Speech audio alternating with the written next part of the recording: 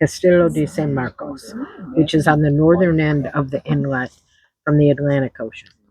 The fort is down here in the middle of the water, which is the southern end, the southern approach. Where are we at right now? We're right here. The fort is right over there. The only reason you can't see it is because we got a bunch of trees in the way.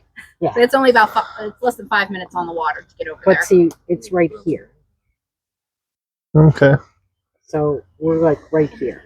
And it's in the middle of the water, which is the southern approach to the city.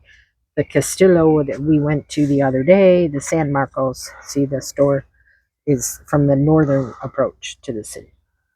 Okay.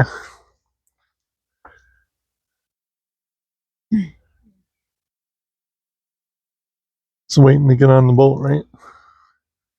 Yes. Okay. I'm gonna pause this. Send somebody in a boat down the river to St. Augustine. Yep. Too far away to signal anyway. Yeah. I didn't think they had cell phones. Monument. My name is Ranger Bernadette. I'm going to be your guide for this trip. First off, despite this being Florida, is everybody must have shoes for this trip. Look at everybody's feet. It looks like we are good on that point. Second, and this is to help with preservation, only water is allowed over at the fort. So if anybody has any food or other drink, we do ask that that be tucked away while we are over there. All right. So keeping in that vein, there is no smoking or vaping on the boat or over at the fort. When it comes time to board, everybody must have a boarding pass. You'll need to have those passes out when it comes time to board so I can see them. If you do have a string of them, make sure that is unfolded and whoever has that string is first in your party. All right. This is a floating dock going down to a boat. While this is a no-wake zone, sometimes people go by kicking up a wake, so please watch your step as you are boarding. Once you are on board the boat, we do ask you please remain seated for the entirety of the journey. If you do see any interesting wildlife, be they birds, dolphins, manatees, feel free to give a holler, and the captain will probably see if he can slow down to make sure everybody gets a good view, but please remain seated while we're doing this. Once we're over at the fort, couple of things is we do ask you to watch your footing while you're in the fort. There's a lot of uneven surfaces. There are short doorways, and you are able to visit the very top of the fort. However, if you're going to be visiting the top of the tower, a couple of things to keep in mind. It is a vertical ladder through a small hole in the roof in the officers' quarters. If you do not normally climb ladders, this may not be the ladder for you. If you're going up, please watch your head and your elbows. It is very easy to bump or scrape them on the coquina as we are going up. Speaking of the coquina, we please ask that you do not sit or stand on any of the walls or the cannons. This is both a safety and preservation reasoning.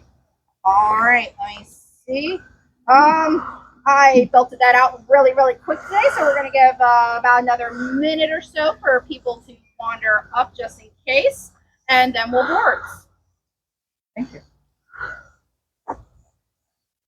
So how long have you been a ranger? Almost a year. Yep. It's a fun job. What did you want? One is a national park. Yeah, I thought so. You gotta go first in front of me. Water looks nice. Yeah, the water does look nice. Yeah. Ocean or the intercoastal's always clean. Some boats. Oh, gotta be careful when I'm walking on. That's the fort right there. Wow, that's a pretty quick ride, huh? Hey, you got a little bit of sandbars over here, Kathy.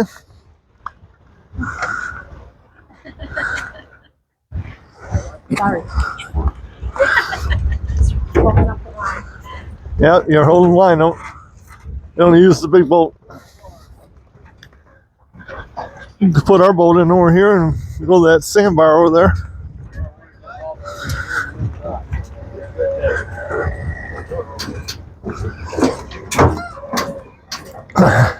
Good morning.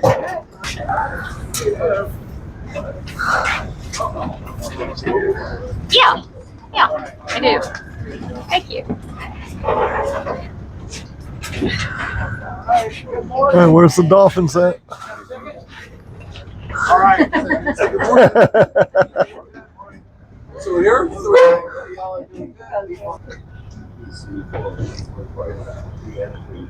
They got some old Mercury motors there. Welcome aboard, everybody.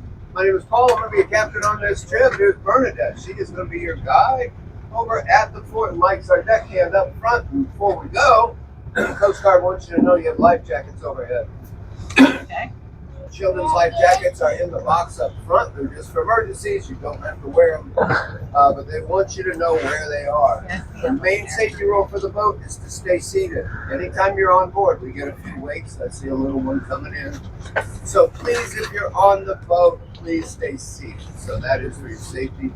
And thank you for your help with that. Sit back, relax, and welcome aboard. You're ready. Whoops, I went down too fast.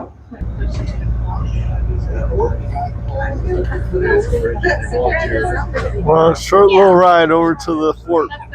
The fort is really short. Some nice houses down there. See, there's some boats around.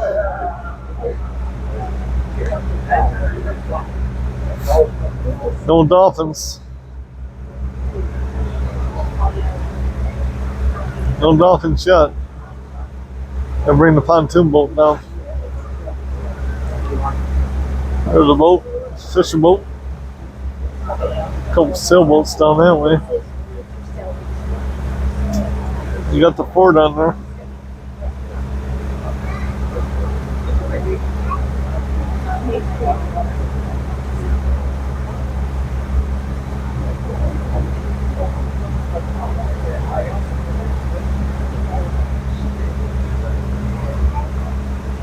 Color of the water is beautiful out here.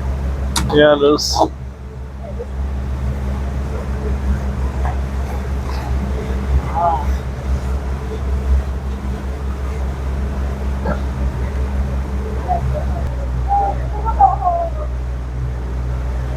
you know what that flag was?